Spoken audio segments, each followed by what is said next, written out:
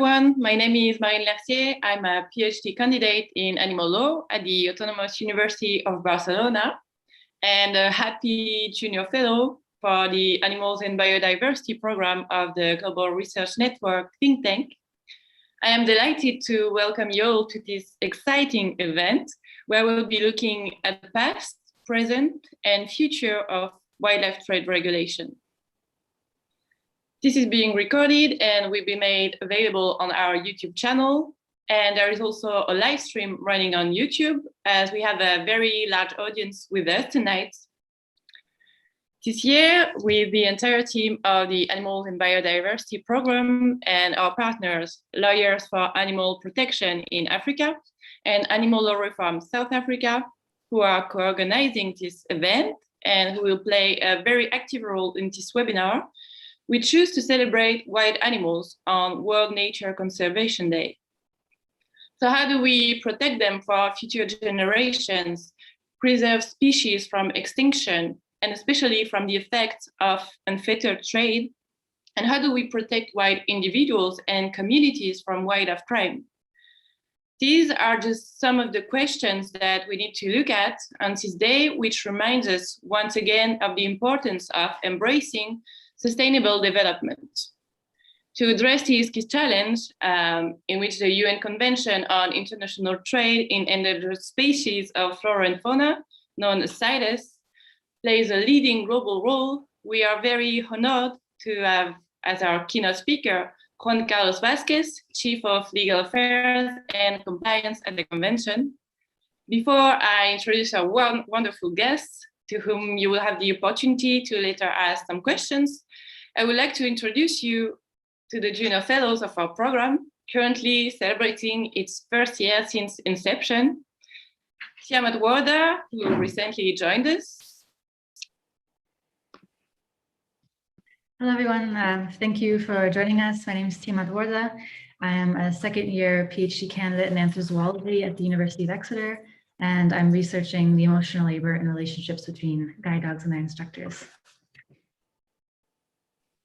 Thank you, Tiamat.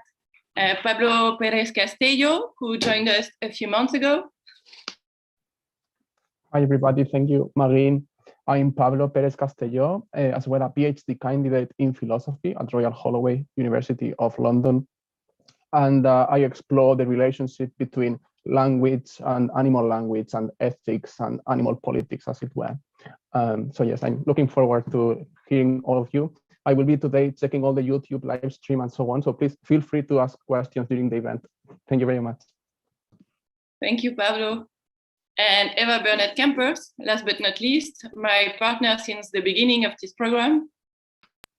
Hi, everyone. My name is Eva. Very nice to see you all. I'm a PhD student in Antwerp, focusing on the concept of animal dignity. I'm looking forward to hearing you and seeing you today. Thank you, Eva. Let me also introduce you to the remarkable Amy P. Wilson, who, in addition to her many commitments, is also an associate member of our program and will be moderating today's discussion with Pablo. Thanks very much, Maureen. Hi, everyone. I'm Amy. I'm the co-founder of Animal Law Reform South Africa and also Lawyers for Animal Protection in Africa. I'm really thrilled to be involved in this event and excited for the speakers and the discussions. And while I have the virtual floor, I'd also like to say a huge thank you to the GR and Animals and Biodiversity think tank and the fellows for organizing this wonderful event. Thank you so much, Amy. I will, of course, also like to thank our speakers for accepting our invitation, and we will now follow their presentations. Firstly, on the legal and institutional aspects of the question, then through case studies on Asia and Africa. The policy question at the heart of this discussion is this: CITES seeks to regulate, rather than ban, trade in endangered and threatened species. Is it enough, given the accelerating rates of extinction and emerging science on animal sentience? It is a pleasure for me to introduce our keynote speaker now, Juan Vasquez. Juan Vasquez, you are the Chief of Legal Affairs and Compliance at the Convention on International Trade in Endangered Species of Wild Fauna and Flora, You joined the organization in 1997, and during your more than 20 years tenure, you have been responsible for legal affairs, including the national legislation projects, compliance, regional assistance, livelihoods, media and outreach, fundraising, and private sector engagement and partnerships. Prior to joining CITES, you worked as an international consultant in environmental law, as legal advisor in rural development, a lawyer for indigenous communities, and also licensed attorney in a private law firm.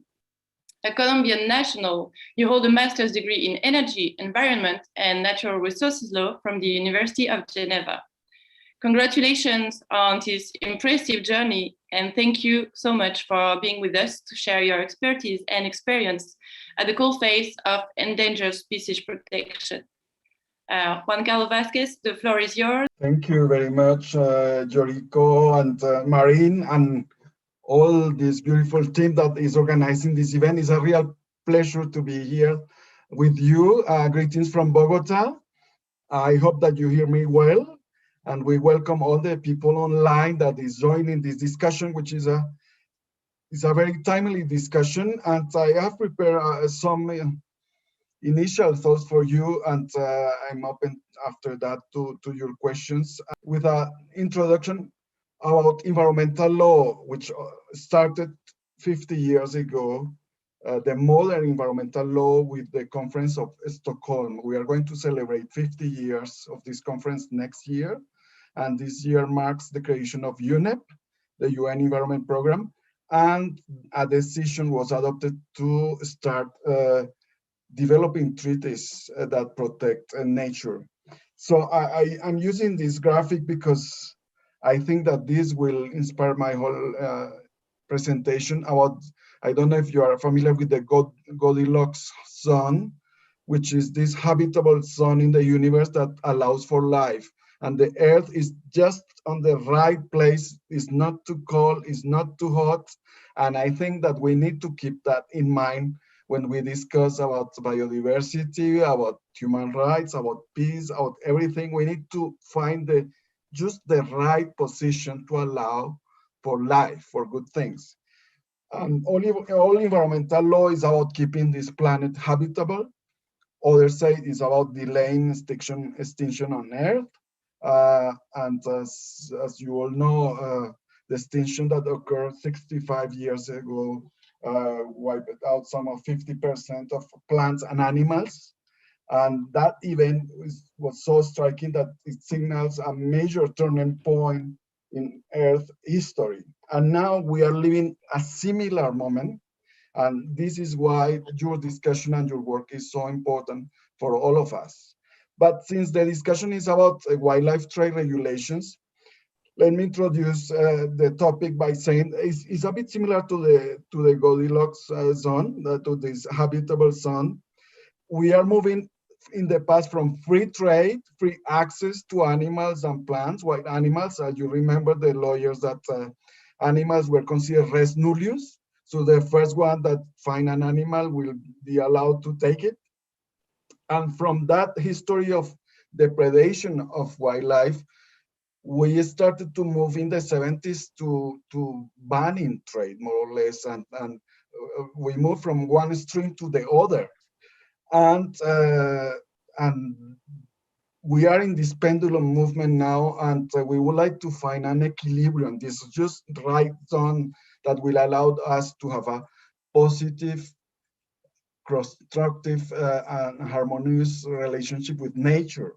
So when we discuss about wildlife trade, I would like to define this in the context of CITES.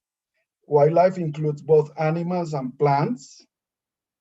And for the purpose of our discussion here, I would like to clarify that wildlife takes many forms. Could be commercial or non-commercial, could be domestic or international.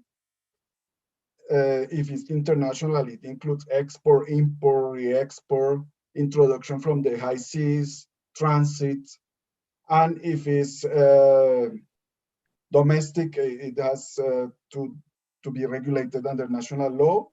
And we have also trade that can be sustainable or unsustainable, legal or illegal, detrimental or non-detrimental, subsistence or non-subsistence based, unregulated and reported. So we need to have a clear idea of what we are talking about when we talk about wildlife trade. In the context of CITES, I would like to share with you some examples of the economic sectors. We are 7.8 billion people consuming or interacting with biodiversity every day. And we use biodiversity and in particular wildlife for food.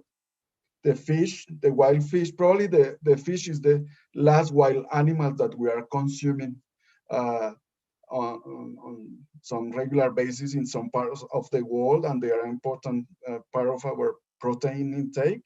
We use wildlife for housing, furniture, for health, and this is so important now because I don't know if all of you have been vaccinated, but the research to find the vaccines was based on all the immunology knowledge that is in nature, in wild, and some animals were used for the testing. I mean, some samples of the genetic material of these animals, and this is also wildlife trade for us. We use wildlife on health and beauty. We use wildlife when we go to a safari. Many of the musical instruments are made from wood and from wild products. We use wildlife, we interact with wildlife on tourism, on fashion. Many artifacts are made with leather, exotic skins, furs, fibers. So in total, that represents billions of dollars annually on trade. And in CITES, we have recorded over 20 million transactions during all these years. And just to give you an example, some of the most traded species include the queen conch from the Caribbean is 60 million a year, pythons, 1 billion, only 3 species of pythons, big leaf mahogany, sorry, 33 million. And we can go on, we have 37,000 species protected in CITES. The other side of this coin is the illegal trade, which is a very lucrative crime that has not been very well regulated in the past, and that represents $5 to $20 billion a year. And this illegal trade can involve specimens that cannot be commercially traded, or specimens that are allowed for trade but are not traded in accordance with CITES regulations. Illegal wildlife trade, and you have an example of the most illegally traded species in this graphic, including turtles, raptors, big cats, parrots, marine turtles, rhinoceros, pangolins that probably were very popular during the pandemic at one of the suspects, agarwood, and many reptiles, as well as elephants, and the big chunk is going to timber, illegal timber trafficking. This illegal wildlife trade undermines legal trade, involves transnational organized crime groups in certain countries and activities, threatens conservation of wild species and biodiversity, and goes well beyond the popular species that we know, the charismatic ones that often feature on National Geographic and other publications. So as the title of the event is discussing the past, the history, the evolution, and the present, and perhaps explore some ideas for the future. Let me mention what I was saying at the beginning, that in the 70s, the CITES was the first wildlife convention after the Stockholm meeting held in 72, adopted in 73, in March 73. And I would like to remind you that this was the time of the Cold War. And at that time, during the oil crisis, the Soviet Union, the United States, and 80 countries from different regions agreed to adopt a treaty to protect wildlife. And this is a very powerful treaty because it's a hybrid of environmental law, trade law, and customs law. And this makes this legal instrument very, very robust in terms of the tools that can be used, but it's very narrow. It's only regulating international trade in listed species. Something that happened in the 70s after Stockholm is that the environmental law started to say, if you want to access nature, you need a permit. So you need a license, you need to ask for permission. And we started to use also lists of things. So we identify things we want to protect and we put them on a list, being biodiversity, animals and plants, or chemicals, or any other aspects of nature that we wanted to protect. So licenses and listings were the two main elements at that time. As I mentioned, CITES covered 37,000 species, and our main objective is to make sure that if trade happens, this trade is legal, sustainable, and traceable. And now with the pandemic, we are trying also to make sure that this trade is safe, that doesn't imply a risk for the health of animals or humans. At that time, 73, these were the first treaty to enter into force, the first global agreement, and was anticipating a bit globalization. And you will see that we cover all the planet, the main players are there, all are party to CITES, the main exporters, the main importers. We have 183 parties, including 182 states and the European Union, but we have also a very active participation of the civil society in our meetings. It's a very transparent and open forum where probably half is represented by governments and another half by members of the civil society organized in different forms, including business, NGOs, local communities, indigenous people, etc. And as I mentioned, the tool that we use is a permit system that provides the information on the legality, the source, the origin of the specimens that are in trade, the sustainability, and the traceability of the species. And with this tool, we have also the listings, and we have 3 lists where we group all the species that needs to be protected from any risk of overexploitation through international trade. So in Appendix 1, we have all the species that are threatened with extinction, are less than 1,000 that are threatened with extinction because of trade, because you remember that the ITBES report published information last year, or yeah, I think it was 2 years ago, saying that 1 million species are under threat. 500,000 insects, 500,000 vertebrates.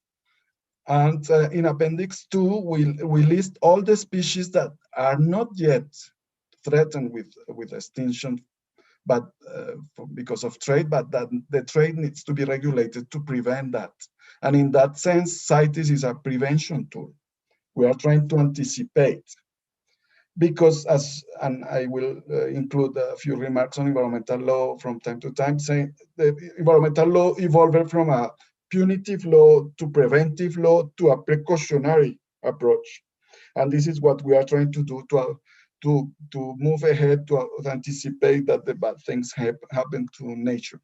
And Appendix 3 is a list of species formed by the request from individual countries to protect their own species, and they require the collaboration of the other parties. You will see that only 3% of the species listed in CITES are in Appendix 1. So this is a minority of the species, and that includes the great apes, the big cats, the marine turtles, some plants and trees, less than 1,000, and the commercial trade is prohibited. Only non-commercial trade is allowed, and this is, for instance, when a big cat is moved from a zoo to another one, or if we have special cases for education purposes, or now for the health research.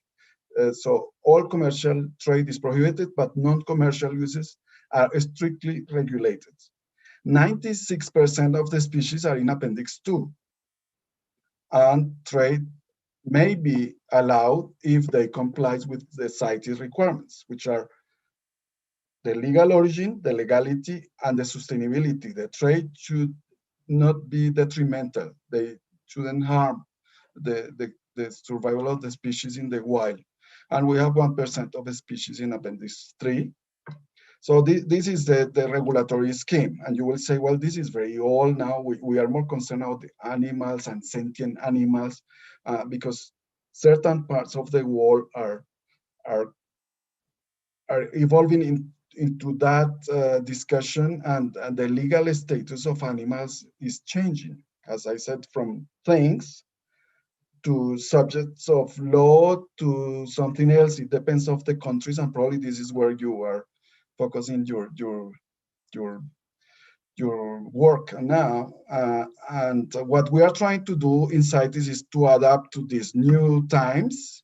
And I think we are entering now a new era of post-pandemic, where we are accelerating all the digitalization of our regulatory system. So moving from paper to digital documents, e-permitting, using big data. We don't know a lot. We know more about the stars in the universe than about the biodiversity and the Amazon. And you see this competition now between Bezos and the Virgin guy on going to the space, but we don't have yet that competition on who wants to know more about what is in the Amazon or in the Congo basin or in the Indonesian basin, which are the richest parts in biodiversity of the planet.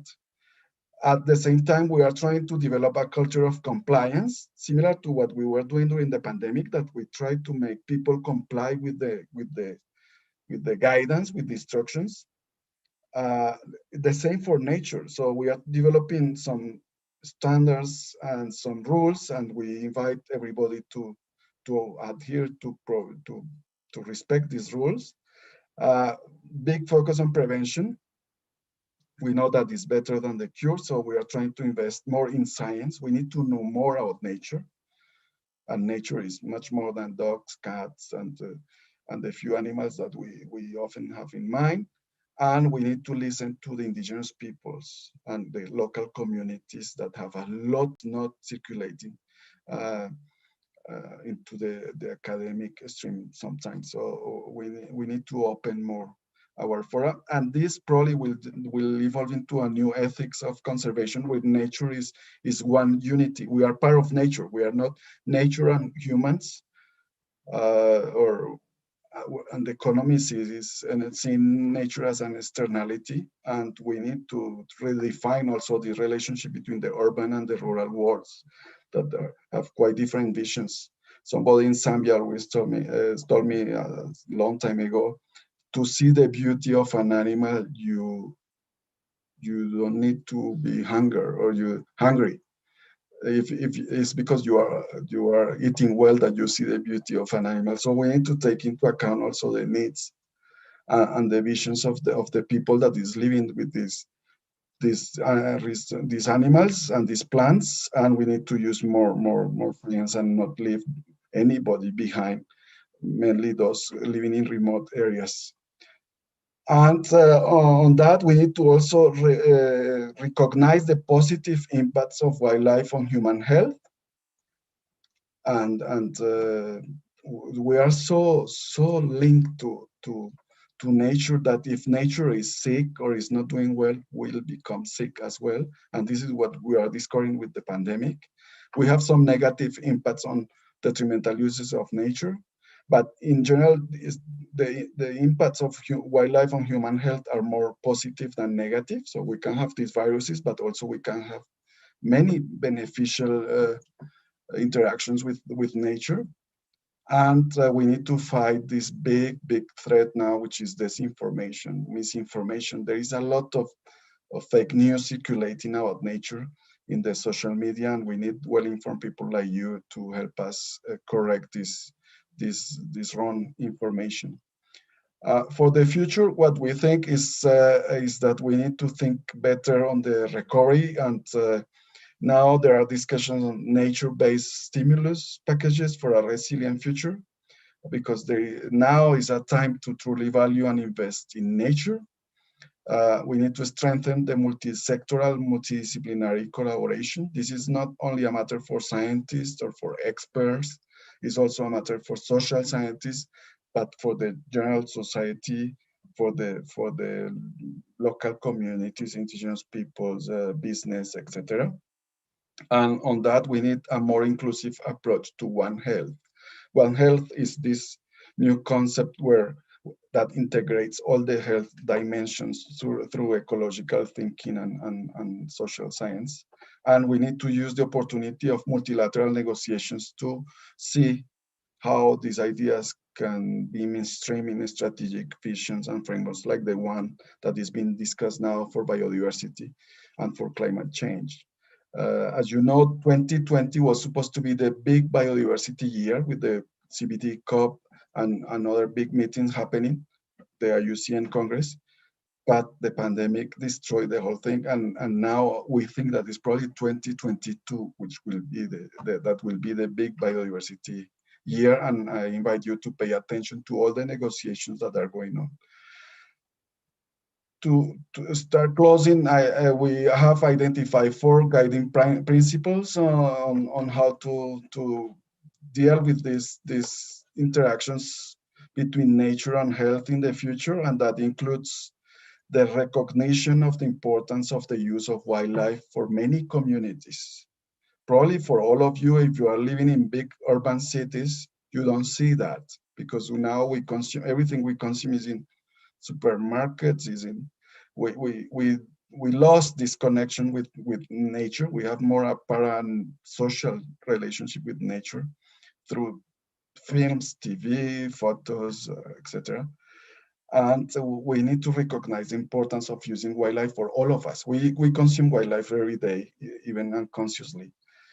Even if you are vegetarian, plants are also part of wildlife, as I mentioned before. And this is a key principle. The second one is to maintain and restore healthy and resilient ecosystems. Wildlife doesn't exist without the habitats. And remember, the habitable zone where we live, this is our main task, to keep it habitable.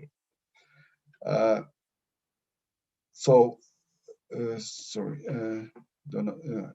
back to the right slide. And the third principle is avoid retaliation. You saw that some of the studies were saying that the bats were the carrying animal of the coronavirus, and we saw some incidents where people were massively killing animals to try to fight the pandemic. This is the totally wrong reaction. So don't blame the animals for this. They are victims as us. And the big meteorite now, the big problem, like 65 years ago was this big meteorite, now is land change. The use of land is changing, and this is creating massive problems. So we need to think a lot about that and try to redefine the ways we use land. And the final principle is we need to regulate, manage, and monitor the harvesting, the trade, and the use of wildlife, probably with more sanitary standards and close cooperation between human health, animal health, and wildlife management to ensure that any use of wildlife is safe, sustainable, legal, and traceable. And to do that, we need to work together. Probably we need to develop a new narrative. We need to explain in a different manner what is going on with nature. We need to use applied science for sustainability. We need to develop some skills on using or interacting with nature in an intelligent manner. Avoid the pendulum from free trade to no trade. Because at the end, these two things are the regulation of the access to wildlife and generate very perverse effects if they are not thought carefully. And for that, probably this platform like the one you are creating are perfect vehicles to bring people and brainstorm on these future measures and bringing together communities, regulators, experts, and all the stakeholders concerned by this. And finally, you are the new generation that is able to use all these technologies to generate more data, more knowledge about how wildlife the status of wildlife in the planet and identify best practices, business cases, etc. So that's what I have for you today. Thank you for your attention. It's not now, I don't know how the moderators will make the link probably with your expectations on animals and if we are doing enough or not. I think that CITES lesson is that it's key to have a clear scope, to be focused, and to try to find entry points that are doable. So when you try to do too much, or we try to be distracted by certain issues that have the headlines on the news, we may miss the big point, which is for us is the conservation of the species. It's not the welfare of individual animals. That's not the task of CITES, and we don't have yet an animal rights convention. So we have to also be careful not to use tools that were designed for something else, which is the conservation of the species, to achieve animal welfare, which is something we try to do in a very precise and focused manner for certain transactions and for certain parts of the regulations, like the transport, for instance. But CITES is not an animal welfare treaty. It is a treaty on the conservation of the species in the wild, not the individual animals and how they are doing. Sometimes it's an animal is old and it needs to be eliminated from that community to allow the youngest to evolve. And that's something that is done in wildlife management. So I think that this clarification is very important when you are going to discuss about CITES and if it's enough or not to regulate the trade to ensure the long-term survival of the species. Thank you very much for your attention. Thank you very much, Juan Carlos Vasquez, for such a wonderful presentation. I think it will lead to a really wonderful discussion at the end. On that note, for anyone who does have any questions, please write them in the chat, as some of you have already done, so you can ask them during the last part of the event. We are now going to listen to some comments from Dr. Yoriko Otomo. Yoriko is the director of the Global Research Network, Research Associate at SOAS, Governor for the Network for International Law Students. She's also the member of the Global Animal Law Expert Group, an advisory board member of the Animal Studies Journal, and on the board of Minding Animals International. She is also on the editorial board of the Journal of Human Rights and Environment. Yoriko lives in Kent, England with her family and other animals, and is known for her writing on international environmental law, history, and legal theory. So Yoriko, you have the floor. Thank you so much, and thank you everyone for coming. Juan Carlos, what a great presentation. And I'd love to hear more maybe later about what some of the cutting edge conversations are that you're having, perhaps with some of the indigenous and scientific communities.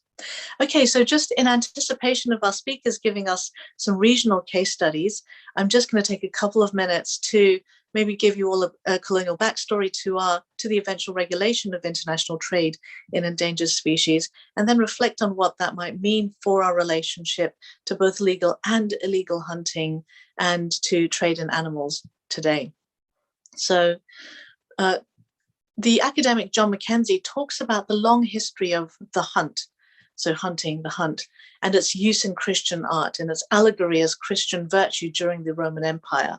Its use by Persian and Assyrian and Egyptian rulers who portrayed themselves as these brave protectors of their people against the dangerous animals that threaten their communities. And animals of the hunt, so elephants, foxes, dogs, lions, horses, and so on, were used in heraldry and heraldic arms, tapestries, carvings, and paintings, as you all would well know. So this symbology was taken on by the classically educated elite of a new imperial Britain in the 19th century, with the animals not only used in pictorial representation, but also in many colonies as a ritualized display of white dominance. So elaborate clothing and weapons were paraded in public, with the taking down of large animals or large numbers of animals constituting both a claim and a threat to local inhabitants. And newly conquered territories were patrolled in this way, and laws passed to prohibit or limit locals from their own hunting practices, which is a form of governance that the British had already trialed a long time ago under Norman rule, and then during the progressive enclosure movements in England in centuries past. So this progressive restriction of access to hunting, eventually limiting it to ruling classes and obviously to men, constitutes a common theme across the colonies. It also marks a shift from hunting to consumption and to hunting for trophies. So hunting for use, everyday use, as opposed to hunting for purely spectacle. It also marks a shift. The symbolic status of the hunter as sovereign was often maintained through this active breeding of wild animals, as well as the careful management of tracts of land set aside for this ritual of hunting. And while that's a historical phenomenon, it carries over to many parts of many places in the colonies today.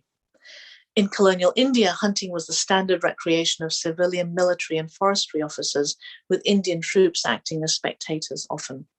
The numbers of animals killed were often in the hundreds, sometimes in the thousands per hunt.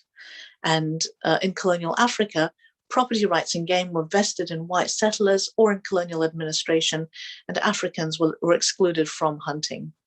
New colonial officers were appointed with wide administrative and judicial powers, not only over the game reserves, but also over the Africans who lived within their borders or around the fringes. And with numbers of animals then across the colonies, when they started steadily declining, international conferences began to address the regulation of hunting at the turn of the 20th century, culminating in CITES in 1973. Early game legislation enacted in the early part of the 20th century excluded locals, Africans, Indians from hunting, and hunting with modern firearms was described as humane, while hunting with snares, nets, and traps were branded barbaric. And then licenses were necessary, whereby holders had to keep a record of animals shot to be lodged with the authorities, who could then keep start getting some metadata on species numbers. Officials were allowed to grant exemptions from game laws to distinguish visitors. Okay. The regulation of hunting over the course of the 20th century thus consolidated the power of ruling classes around the world to effect displays of legitimate killing, while entrenching structural social inequality by restricting the ability of local communities to undertake sustainable subsistence hunting. It has also, alongside international environmental laws more generally, entrenched a kind of modern Western ontology, whereby the idea of the human is essentially divorced from the idea of animal, with little scope for other ways of looking at and thinking about animals to be brought to an international policy table. So we're currently in the middle of the Earth's sixth mass extinction crisis, and CITES, of course, has played a large part in preventing the extinction of many of our most precious species over the course of the last 40, 50 years, and is not only concerned with hunting, but with the trade in many other species, including the trade of animals for ritual consumption and as pets. And while it's the leading international convention for protecting such species, the time, I think, might be here now to start conversations around whether or not we should be trading in animals at all, or calculating quotas according to maybe different indices rather than simply numbers. And I'm not sure, I'd love to hear more about what Juan Carlos might have to say about some of those comments, and also, as I said before, to hear what some of the maybe conversations are in the smaller fora and less public fora that you're having. Okay, I'll hand over now to some of our other guest speakers. Thank you. Thank you, Yoriko, for your very enriching insight, as always. Next, we will be hearing from Manoj Gautam. Manoj is known for his sustainable community-based approaches to conservation. Following his tenure at Roots and Shoots, Manoj became executive director of the, at the time, newly formed Jane Goodall Institute of Nepal in 2013. He is also the president of the Animal Welfare Network Nepal. Amongst his many significant accomplishments, a mere few which are relevant to this event include personally leading over 200 confiscation missions with the support of district forestry officers, rescuing thousands of wild animals from the illegal wildlife trade, securing a ban on poison fishing in the Kanali, and designing the vulture restaurant to prevent loss of the last populations of critically endangered vulture species, which has now resulted in nets increasing ninefold, and the concept has been replicated across South Asia. So I think we speak for everyone here. We're really looking forward to what you have to say, Manoj, and the floor is yours. Thank you very much, Tiamat, and for organizing this this beautiful event here. I'm very concerned about the time here, so I'll just basically rush through. I do not have a pictorial presentation or visuals, so I'll just basically be talking about primarily my experience with the wildlife trade in relation to CITES implementation, in particularly in Nepal, but also generalistically, I will be representing Asia. So Nepal, we're sandwiched between China and India. So primarily, as far as wildlife trade is concerned, Nepal acts as one of the international hubs, particularly linking one of the, well, undoubtedly the largest market of any wildlife part or live animals for that matter, which is China. And also India lately has been growing a destination or a consumer in itself, but also is a source of many other critically threatened species like Juan Carlos was mentioning earlier, many turtles and tigers and rhinos and otters and so on are being sourced from India. So Nepal, is placed perfectly for basically liaising this transboundary transaction on the illegal front. That is, as far as the implementation of CITES is concerned, Nepal ratified CITES as convention in the year 1975 after tapping the bill in the year 1973, and not much has happened since then in the quest of institutionalizing CITES as a practice and CITES as a tool for the legal trade on the wildlife side. We have some cases of on the flora side. We have used this particular instrument, but on the fauna side, we do not have that many cases. So basically, Nepal is not one of the major importers or exporters as far as the legal aspect of the trade is concerned. However, Nepal does have a rhino population, and then tigers. There are newcoming species as a species of concern, including pangolins. That's Nepal. I will get back to Nepal as my particular case study. But generally speaking, Asia, I mean, it is one of the largest. I mean, most happening places as far as wildlife trade is concerned, and also CITES implementation is concerned, because we have the Golden Triangle here that includes Myanmar, Laos, and Thailand, between which like most of the legal and illegal transactions, well, particularly illegal transactions, happen. Talking about CITES implementation, the loopholes that we generally keep talking about, I would like to refresh some of the memories here regarding the loopholes where these things basically trickle down and where the leakages are happening. One of the major concerns that we have lately realized is the breeding. So basically, the Appendix 1, Appendix 2, and 3. The Appendix 2 is one of the most severely exploited here. But then at the same time, there's much leakage which happens in the cover of mechanisms that are allowed within the CITES framework, like captive breeding. We have Indonesia. I would like to bring up one particular representative species here. There's a gecko species, tokay gecko. I mean, this is more than 1 million individuals are traded every year annually, and that is the recorded number. You know, I mean, much could be happening undercurrent, and this happens every year. And this is not something that CITES allows, because these are and also the local code, the national code, and the CITES codes. The compatibility between those, you know, there's a huge discrepancy in itself. But again, the provisions that CITES allows itself give a very, you know, excellent cover to what happens undercurrent. One thing that we've started noticing lately is the lack of monitoring, because again, it's a huge, massive responsibility for CITES framework to basically run the research at the first place, and then the monitoring and evaluation of how things are being done, how these national and local operations are basically being run, as far as the following up of CITES regulations are concerned.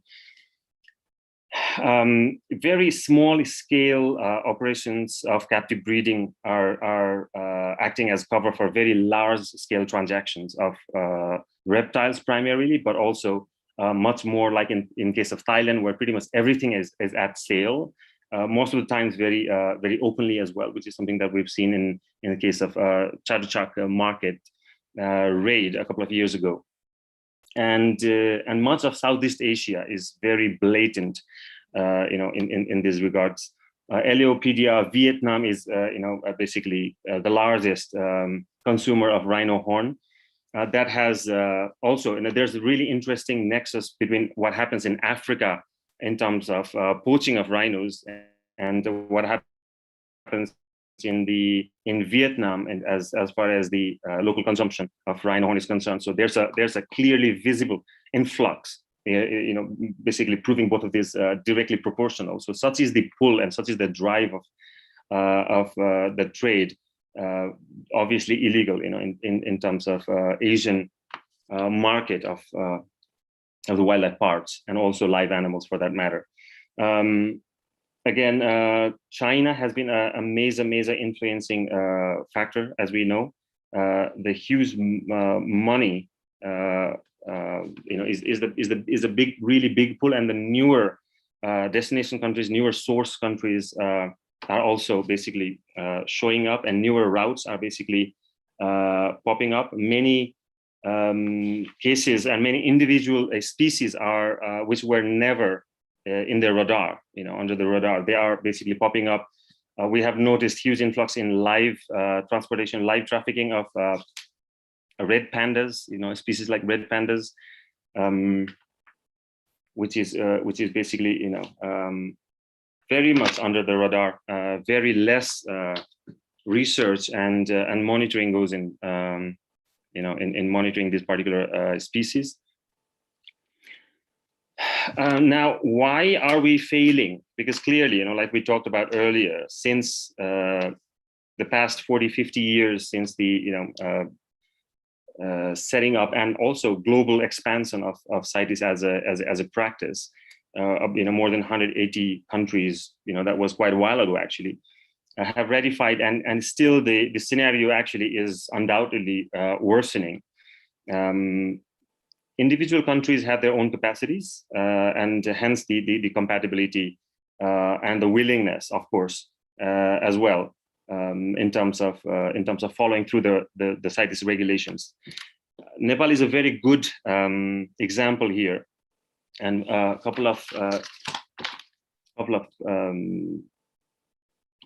insights or perspectives here I would like to give is, in the government side, first of all, despite of being one of the very early signatory in a member state of CITES, back in 73 and 75 was the year that we ratified. We still do not have an active CITES regulation in our country. So that is another big challenge that we have here. I do not have much time. I just want to highlight CITES, has been the bedrock of regulation of this crazy market, crazy international trade, without which we would have lost much. We've already talked about that.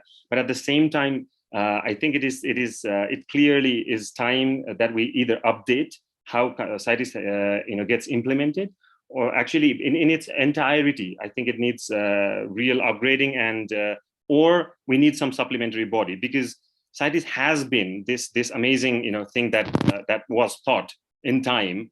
But if we talk about now, and if we really consider the speed, the dramatic rate of everything basically is just disappearing right under our nose, we know what's happening. We have been knowing all this throughout this time, and yet not many alternatives have been basically brought in substitution, or at least supplementarily, to basically fill the existing gaps that we have identified ages ago. These things have been identified ages ago, and the narratives and the justifications, there's need for wildlife parks or live animals, for even traditional, indigenous uses has been always mentioned as one of the justifications, which is kind of shame, because in many cases what we find is this capitalistic, whether traditional use versus capitalistic extravagant indulgence in this trade is actually stealing away from indigenous and the minorities, if anything. So it is not this global drive is not because of the traditional uses of some indigenous groups here. That is something that needs to be everybody knows this. Everybody knows this. Semantics is another game, but everybody knows this. And this is, I think we're already late in actually publicly admitting that is where it's at. This is time that we start publicly admitting where we're at, and then start working from this particular point. Otherwise, it'll be too late. Nepal is just one representative, a small little case. There aren't that many concerns in Nepal. But just to give you an insight, now, since Nepal has just basically brought its CITES regulation and it's preparing, this is the time where Nepal actually, for the first time, has amended all the coherent laws, and now is preparing wildlife breeding again. This captive breeding of wildlife for the first time. So this is clear. We're clearly failing. We're going in the wrong direction after 50 years of engagement in something as wonderful as CITES. We thought of this. We are capable of thinking this. We thought of this 50 years ago, and this needs to. This downslope needs to stop. And if something like CITES of this magnitude, with the consent, with the engagement, with the enthusiasm of above, majority of countries, if not all in this globe, can come together to agree on this 50 years ago, it's really beyond time that we actually get together and build something more robust that actually does work, and we can something that can bring this downslope to a balance. Thank you. Oh, thank you very much, Manoj, for this really amazing talk and for offering such valuable insight. We are now going to listen to Judy Muriithi for a view on the situation on the African continent. Judy is a qualified animal lawyer with experience in animal welfare and related laws and policies. She has been directly involved in the Donkey Project as the lead legal consultant, where she undertook extensive research on the illegal donkey trade in East Africa and subsequently drafted legislative policy recommendations. She also worked on a poultry project that sought to understand the growth and development of battery cages in Kenya. She has previously been involved in offering prosecutorial support in major wildlife criminal cases, and has undertaken extensive research on the general trends and developments of transnational illegal wildlife trade in Kenya. So Judy, the floor is yours. I very much look forward to hearing from your talk. Thank you. I'll share my screen. Okay, I'll give a case study on wildlife trade has affected us as Africans. Yes, we all know that Africa is a continent filled with amazing diverse collection of plant and animal life, with more than 50,000 known plant species and 1,000 animal species and 1,500 bird species. And the diverse population includes the elephants, you have rhinos, you have actually the whole big five, okay? But due to the trade, okay, but Yeah, so then from that, we can also, we are alive to the trade, the wildlife trade, which can be traded, wildlife can be traded as live animals, the reptiles, birds, marine animals, or else ivory, skins, bones, teeth, scales, and timber. All these are some of the cases that we already have in our country, where we have the python, this is a cheetah, and the others. And as you've heard from my previous speakers, wildlife trade can either be legal or illegal. And the legal trade is regulated by CITES since 1989. And the illegal one is movement of trade without permits, can either be nationally or internationally. However, notwithstanding CITES, illegal trade continues to immensely attract organized crimes whose participation has made it become one of the biggest and largest in the world. Also, you have seen in previous reports for CITES where they said that since 1989, more ivory has been seized since its permits than ever. Because even in 2016, CITES saw 40 tons of ivory seized, the most since 1989. And also, we cannot actually accurately identify illegal and legal trade. This is owing to the fact that illegal trade goes underground and you're not able to adequately, correctly identify the specific markets. What you can do is just have estimates of whatever is going on. Okay, we have the impacts of illegal wildlife trade or the threats. The first one is the endangering the species. Yeah, threats to wildlife and species come from multiple sources such as pollution, deforestation, and destruction of natural habitats. And from this, from the trafficking of wildlife, there's diminishing of species. You talked about we have thousands of species already going extinct. We already have the white rhino, which we are struggling to bring up again. And another one will be ecological costs. Wildlife trafficking is led to some of the most important underlying costs of biodiversity loss. Beyond endangering the species, the more we trade in this species, the more we have of exploitation of the long-term ecological problems. And so there will be the imbalances in terms of the species. Sometimes when it comes to the elephants, when you hack the tusks, sometimes you might just deplete the male and then you leave the female, so it becomes an imbalance. And then also there's animal cruelty. As you had said, actually CITES does not regulate the animal cruelty of animals. And you can see the methods for which these poachers use to kill illegal wildlife trade. They use hacks, they hack the elephants, they hack the rhinos, and this has proven to be really detrimental to the animal cruelty of the animals.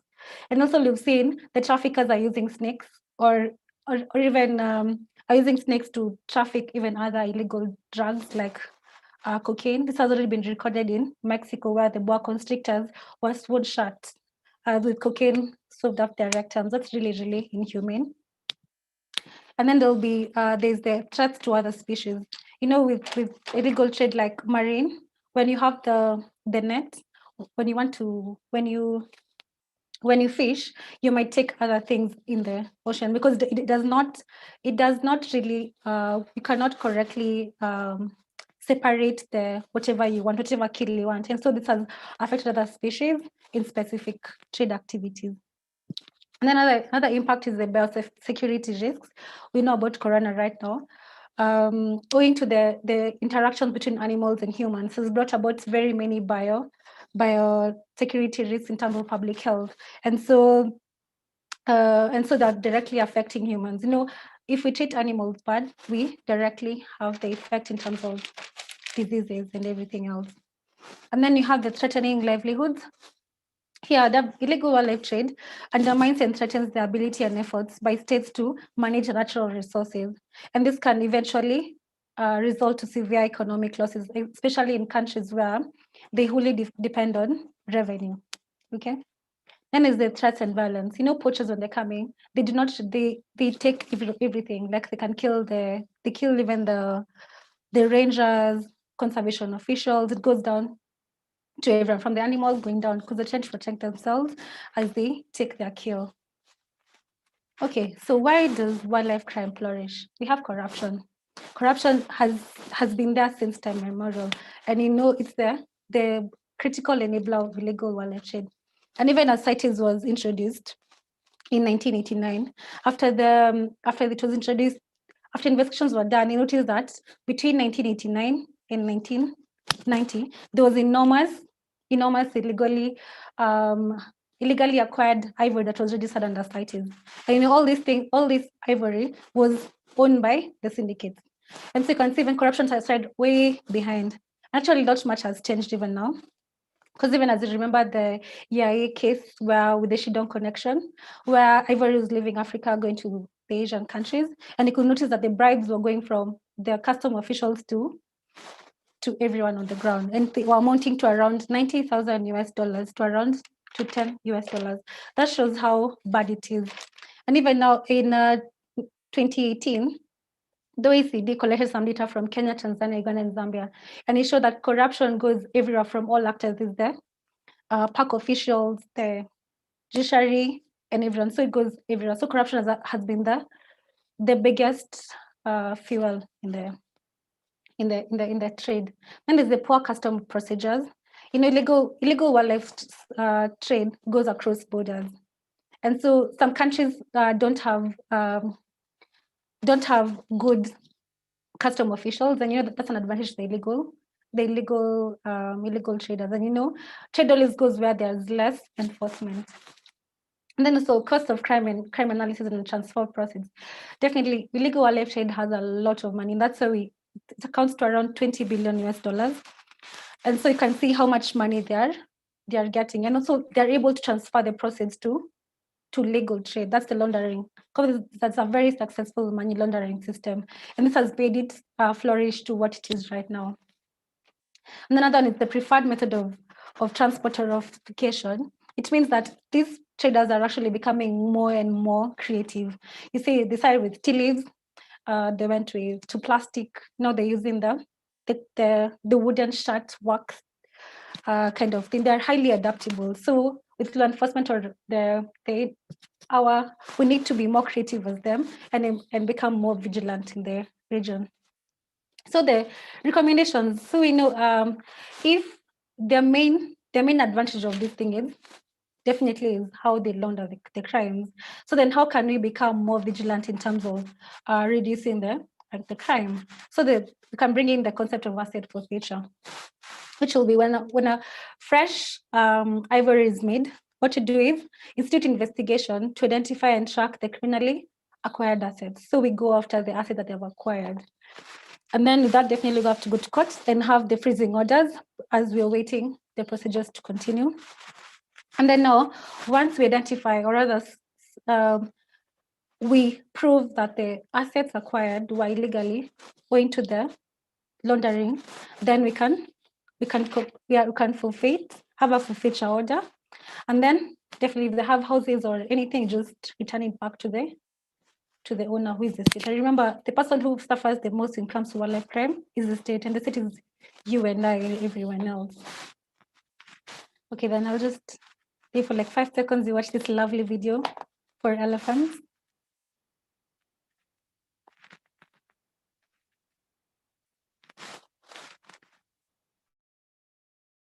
Yeah, and that's the end. Thank you. Thank you so much, Judy, for your wonderful presentation. It's been lovely listening to you, and it was very interesting indeed. And so now we're going to open the floor for some questions. As we were saying at the beginning, Amy Wilson and I are going to be co-moderating this space. There have been lots of questions on YouTube especially, but as well on Zoom. So please, you can still keep asking questions if you want in both the YouTube comments and in the Zoom chat. And I believe, Amy, you wanted to start by asking one of the questions of the many that we've got. Yes, that's great. Thanks. We've received a lot of great questions. One thing we've noticed is that there's a lot of similar themes. So we've tried to group some of these together to make it easier for our speakers to answer and in the interest of time. So one of the themes that we've seen come up a lot, and it's also something that comes up consistently in our work in South Africa and Africa, is the idea of sustainability. So it's also particularly relevant today. It's actually the due date for public comments on a policy position that the South African government has released. referring to sustainable use of elephants, rhinos, lions, and leopards. So this term is used very liberally. It's often used to justify things like intensive farming of wildlife. Given that there's no actual definition of what sustainable or sustainability is, how can we actually agree on what this means, these controversial terms? Can our use of wildlife be sustainable? Is it up to each country to develop a definition for this, or is it something that should happen internationally? So really, can our speakers talk a bit to this idea of sustainability and what this means? And I'll hand over to you, Juan. Thank you very much for all the presentations and all the good questions. Excellent debate with many things. I would like to start by saying three things. First, animals are political commodities. So you see how they are used in the policy making in different manners. Thank you. There is also this risk to confusing morality with ethics, our personal views on wildlife with the universal views on what nature is. And the third one is to remind all of you that CITES is amended every 3 years. So it's an evolving treaty. It's not an old treaty adopted in the 70s that it's a bit like the Constitution of the US. CITES is 25 articles. It's a very small Carta Magna for wildlife. And the lists are amended every 3 years. The resolutions and decisions are adopted as well. And in that sense, there is possibilities to adapt and to include many of your suggestions if they fall within the scope of the treaty. When we discuss the amendments, you will see that some that see CITES as an old tool that needs to be reformed may miss the point seen by others, that is that more should be regulated. So there are more timber and more marine species coming into CITES. So what we see as evolution is that the commercially exploited species have to be regulated in a more strict manner, and CITES is one of the tools that may help with that. And to do that, we need to be clear on what sustainability means, which is your question, Amy. And we have something called the non-detriment finding. So trade shouldn't harm nature. Trade should be non-detrimental, which is the equivalent we have for sustainability. And that is done by first independent scientific authorities and based on biological criteria that are defined. For some species, to harvest 1 million specimens is not detrimental for the survival of the species in the wild. For other species, harvesting 1 is already too detrimental. So we have scientific criteria, and this is applied science for sustainability on what sustainability means, and is basically based on estimations of the populations, and you will see, and this is one of the risks when we have these discussions, that we tend to think from our local context as a universal reality. And what we see is that in some countries we have healthy elephant populations. Botswana has 180,000 elephants. In other countries we have very depleted populations, and depending on how you are doing with your elephants, just to mention the species, which is the symbol of CITES, you tend to have a view on the effectiveness of these tools or not. So it's important to have science, and sustainability for us is a scientific concept that is implemented by scientific authorities, by experts, and is based on biological criteria on available science. This is why I was saying we are lacking science. We need to invest more on science, and that was one of the questions for the nature-based stimulus packages. We need to invest more into the science of wildlife to know more about the status of the populations, but also for all the immunology comes from the wild, all the knowledge on what can affect our health and also cure us is in nature. So all this research is needed, and we need massive investment there, and this is lacking now. Thank you. Great, thank you. Would any of our other speakers like to speak to the point on sustainability? One of the really interesting things about this is, well, I would like to borrow Juan Carlos's statement that the wildlife species are not only ecological products, even if we do not want to see them, anything in more of a moral, ethical, or as sentient beings. Just plainly taking them as ecological products, they're also equally political, items, if I may, and also financial items. And one of the things that CITES basically is very much reliant on is the individual willpower of the member states as well, and which is where how the CITES regulations within the countries, how compatible the local codes are, and how rigorously these things are followed through matters a lot when it comes to the sustainability. Of course, if we take them as ecological products, one example that is very often taken within the CITES discussion is the budge ridges in Australia. Australia took a real good stance and showed a real willpower in terms of not allowing its birds to be exploited commercially, and also the budge ridges happen to be relatively easily easily bred in captivity as well, which makes it a great example in terms of how some species can be sustainably traded, for that particular matter. But then there are many other examples, like pangolin would be another great example. In 2016, I remember in 2016 we were struggling, and by that time pangolin was already by far the most well-established, most exploited animals, exploited mammal by that time, and it was undebated. Basically, science had already almost proven it, and there were so many seizures and confiscations which had basically proven that it was really alarming.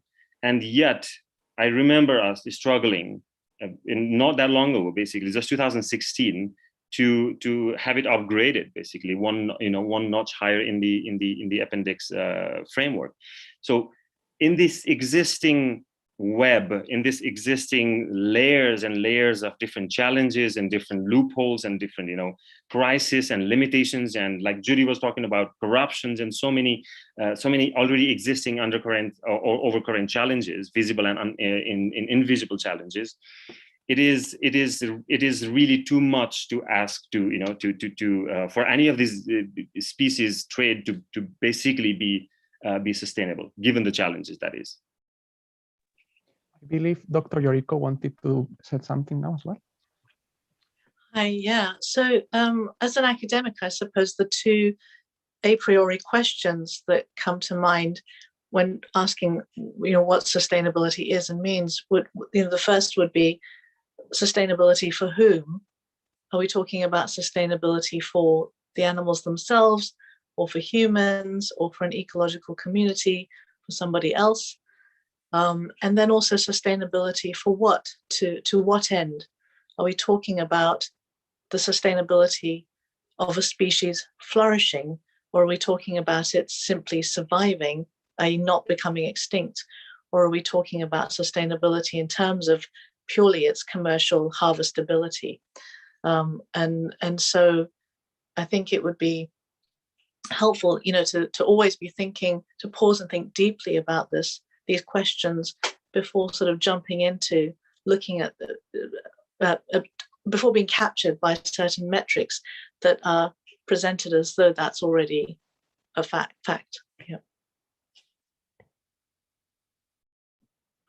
Fantastic. Thank you very much, Yoriko. So we're going to move to the next question. So I think it's several members of the audience, perhaps 3 or 4 people actually, were referring to this idea that humans are part of nature, as you were explaining, Juan Carlos, and that there is CITES aims at moving beyond the human nature dualism. So there was a discussion about this matter, but there were some members that were wondering, well, if we think of wildlife as a resource for human use, can we actually move beyond this dualism with human nature? Is that possible if we are still thinking that wildlife is a resource for humans? So yes, if you could perhaps all of you say to us what you think, and especially you, Juan Carlos, of course. Thank you, Pablo. Gracias. And I think this is why we're saying we need to listen to other cultures, including indigenous people, because probably they have other visions of their interactions with these species. They don't see them as in an instrumental manner, an utilitarian manner as mainly Western societies. And let me go back to what Yoriko was saying, because she made me think that for us, we're thinking about this issue of sustainability, and sustainability is different from perfection, and it's not an end point, it's a journey. So we need to start somewhere and go through this journey to something that you are consciously trying to achieve, but that is not easy to achieve.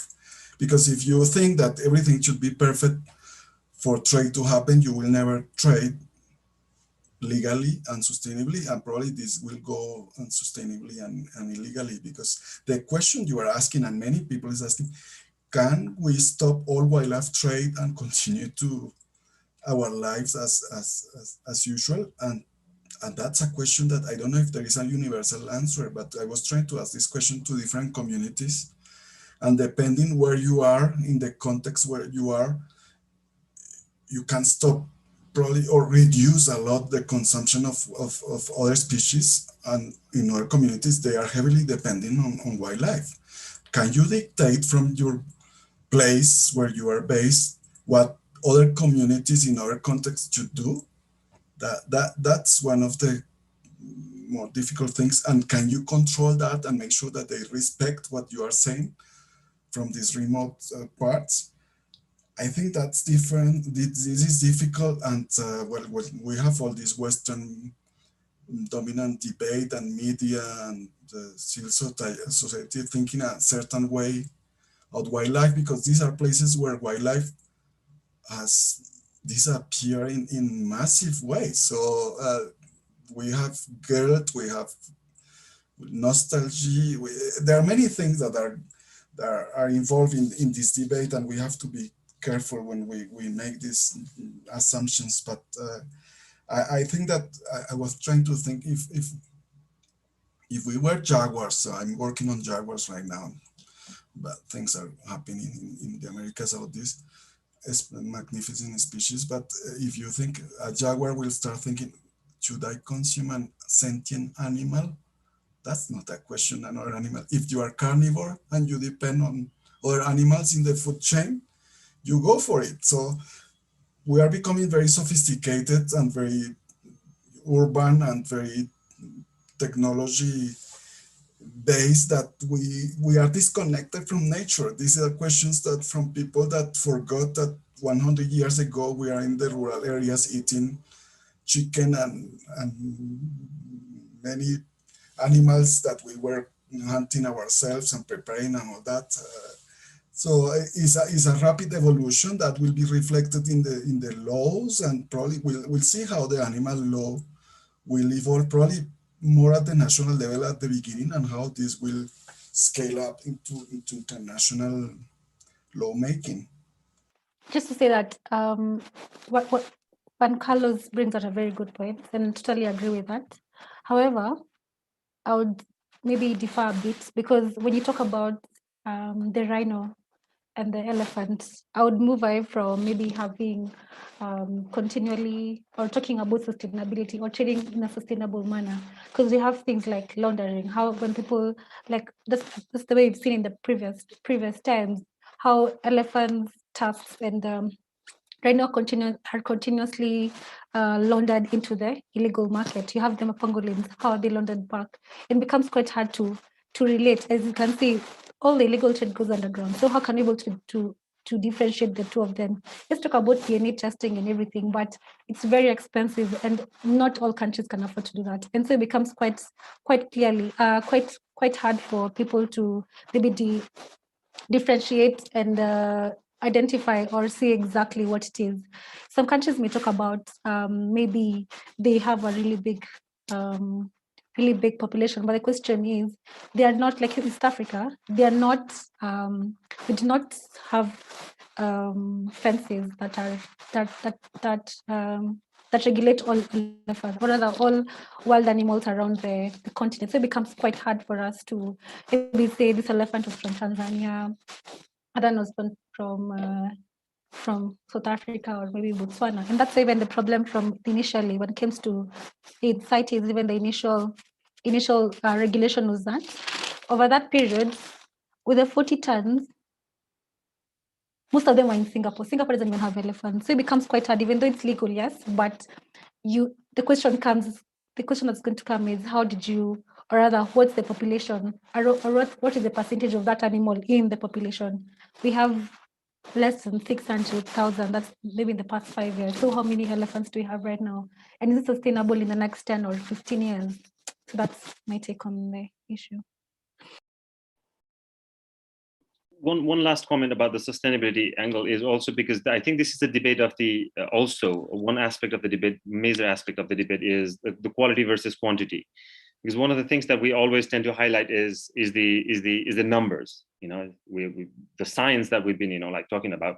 We continuously deal with shoddy science. Much of the scientific explorations, basically establishment of the numbers are financed from dark channels, like nobody knows where these are funded from, and this is a very common thing here in Asia. There's very low public accountability, as we talked about earlier, like corruptions and this and that.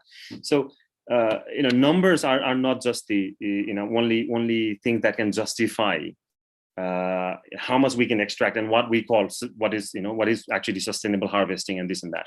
When we talk about quality, a quick example would be, let's not even talk about what actually it does to the sustainability of the natural population when something is extracted. One recent example of how much on the qualitative side our science or our understanding or even willingness to look at it is entirely missing from our mindset. Recently, Nepal doubled the number of its tiger within 10 years. Huge achievement, worldwide celebrated.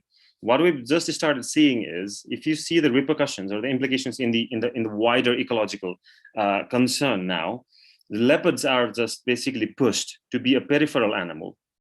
At least 13 to 14 people have died since within the last 6 months in a very small localized area around Bernet National Park in Midwestern Nepal.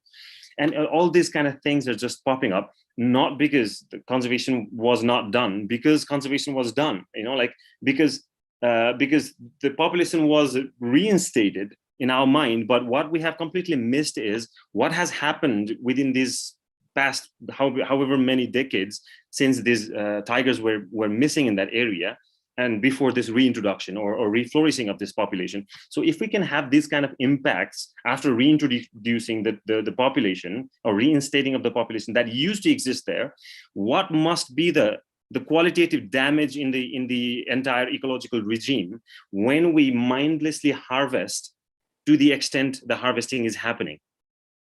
Even the recorded harvesting is it is basically mind-boggling. So that is where we stand when we talk about sustainable harvesting, given all the challenges. Thank you. He brought about a very good point.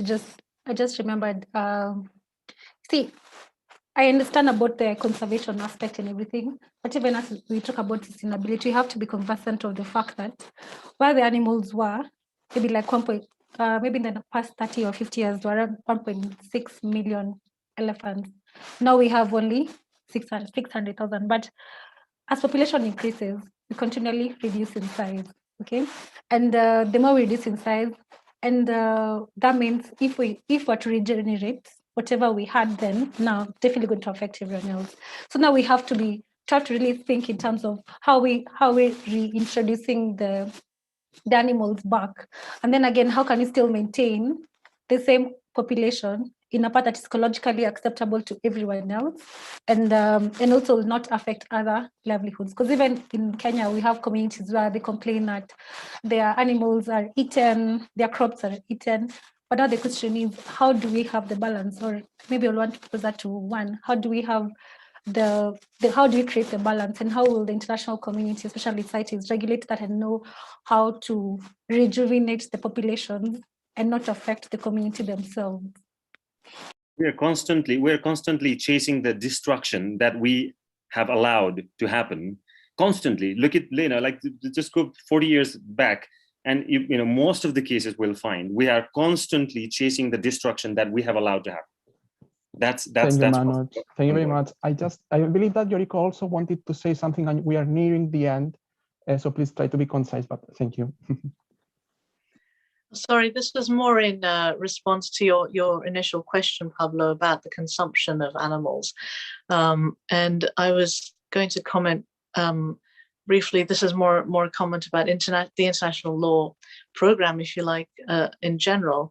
But so it's based very heavily on Roman law, and previously there were these Roman law categories, res extra commercium, which means things outside of commerce, which include res nullius, which are things belonging to no one, including wildlife and the seabed and space. And there was res sanctae, which are sacred things such as churches and graves. And there was a category called res publicae, which are things owned by the state for the public good, including things like city walls and public squares. And so in effect, this allowed for some trade in earthly goods among people, but it had also ensured a sacred and public domain outside of human commerce that was within the kind of divine jurisdiction. And with the development of the international law program in the late 1960s, this term res extra commercium, things outside of human commerce, resurfaced. But it was translated not as things outside of commerce, but as the common heritage of mankind. So suddenly you lose this divine jurisdiction, the space outside of human commerce altogether, because it becomes the earth, all earthly goods become the property of all mankind. And that's a very different kind of idea. And so I mention this because I think it helps to step back and look at how we're framing laws more generally, how we're thinking about human nature, human animal relations more generally, how that's kind of historically quite circumscribed, and how we might be able to then update that given the changing paradigm and dynamics in the world, given all the conversations we're having about it being more inclusive in terms of the perspectives of indigenous communities and in fact maybe non-Western, non-European views of animals, of humans and nature. Perhaps we should leave the last word to Juan Carlos, our keynote speaker, to maybe give us some insight into some of the conversations that are happening now, outside of the public eye. Thank you, Yoriko, and I'm enjoying so much this conversation. Thank you all for your great insights here. And just before I share something on what we are discussing now in the context of the COVID-19, remind you of this graphic that I put at the beginning of the Goldilocks zone. Just try to find the equilibrium. So it's challenging, but don't go to the extremes, and try to find this just right point where you can accommodate all your views, that is not too hot, not too cold, and you allow for a calm and scientific debate on these issues, taking into account all the different cultures and emotions as well are welcome, but in a manner that allowed for inclusiveness, as you have said. We are discussing now on the COVID-19, and I saw some questions on the chat on different initiatives that have been circulated to accommodate the international legal framework to this. Basically,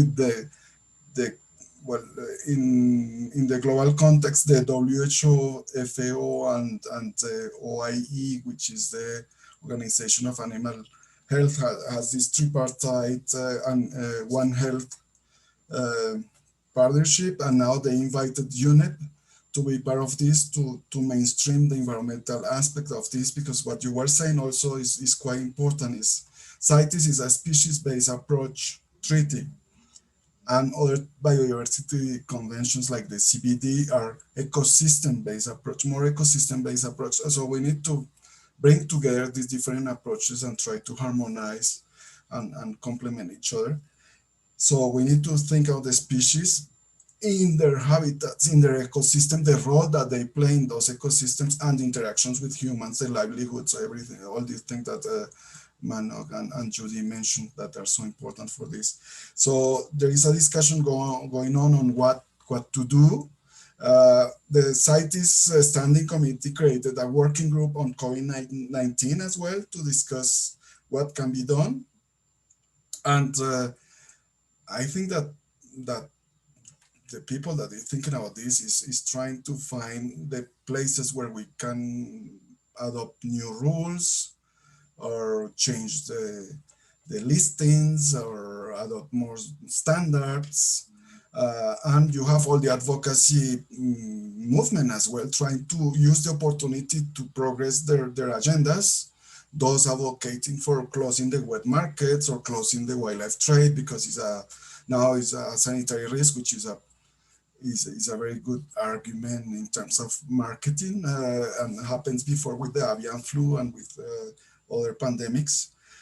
And others are thinking more in terms of how to make trade more safe, better regulated, and yeah, for that we need to find ways to work together. So you cannot have the veterinarian people in one side, the wildlife managers in another side, the human health professionals in completely absent in this debate when we discuss about nature conservation, and try to find the linkages between all of this. I think that in our context we have several entry points, including the transport regulations, the trade regulations, the internship for you lawyers, the relationship between trade measures and sanitary measures. And you remember there is a WTO committee that take care of technical barriers to trade, and also the phytosanitary measures. We need to see how these two regimes work together. And this is another area for research. And based on that, what we are suggesting is an inclusive approach. This shouldn't be the matter for the WHO, FAO, and OIE.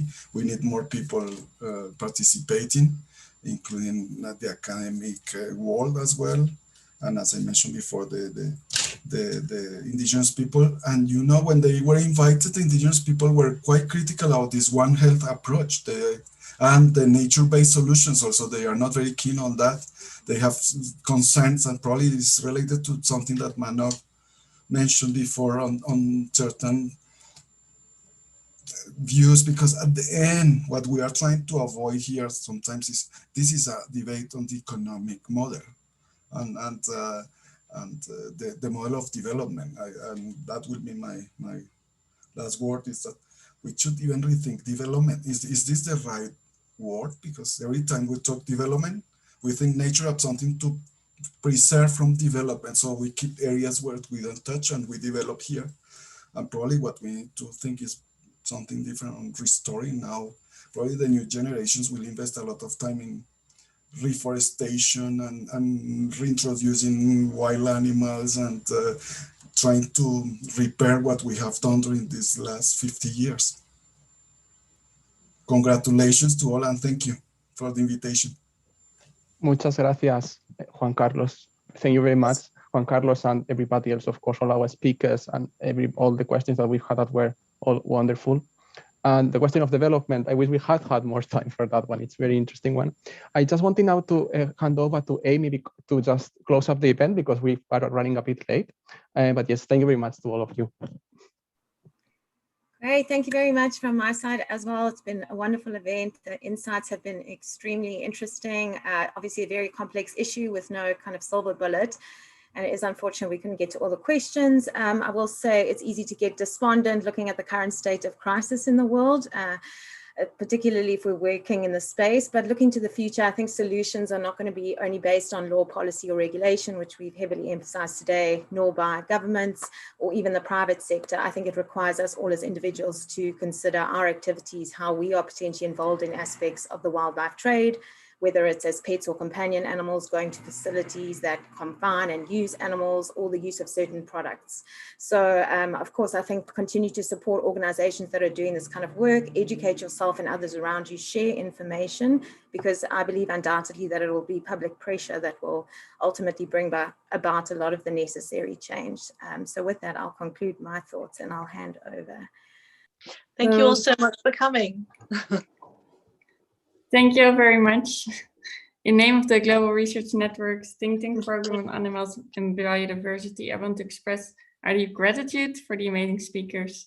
And if you want to keep updated about our events, please follow us on social media. In August, we'll have another interesting roundtable coming up on addressing individual animal interests within the zoo context. And we'll also start with a series of animal conversations, of which the first one will be with Laurie Groen. The links to these events can be found in the chat. So we hope to see you all at our next event and hear back from you. Have a very nice evening.